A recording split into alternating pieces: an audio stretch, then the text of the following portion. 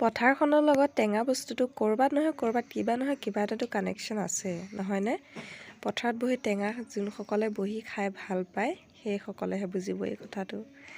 Hello' everyone, welcome to my videos. আজিৰ ভিডিঅ'টো আৰম্ভ কৰিছোঁ পেহীহঁতৰ ঘৰৰ পৰা।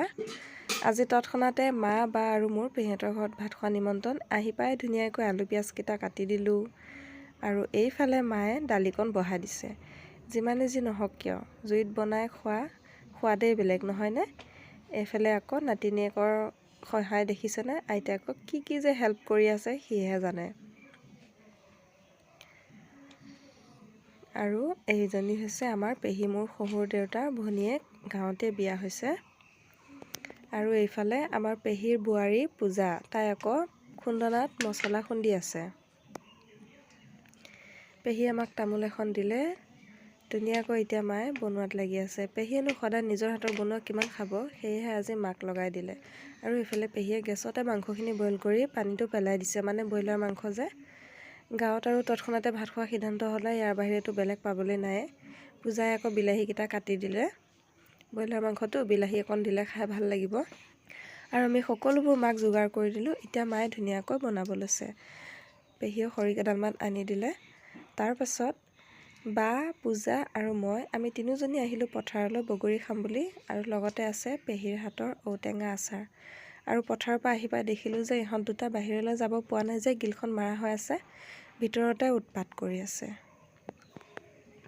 এইফালে আকৌ চানুৱে মোবাইল চাই আছে। তাক মই ক'লোঁ বোলো মোবাইল নাচাবা, চকু বেয়া হ'ব নহয়, পঢ়িব নোৱাৰিবা। সি আকৌ কৰিছে কি চাওকচোন, চশমাযোৰ পিন্ধি লৈছে চকুত। চশমা পিন্ধি মোবাইল চালে বোলে আই ছেফ হৈ থাকিব, চকু বেয়া নহয় আৰু এতিয়া।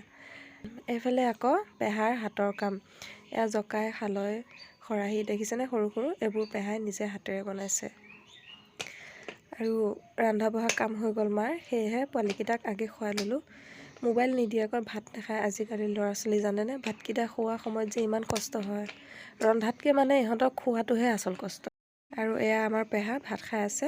আপোনালোকে অথনিৰ পৰা পেহাক দেখা নাছিলে, কাৰণ পেহা পথাৰত আছিলে। এতিয়া পেহা আহি ভাত খাইছেহি।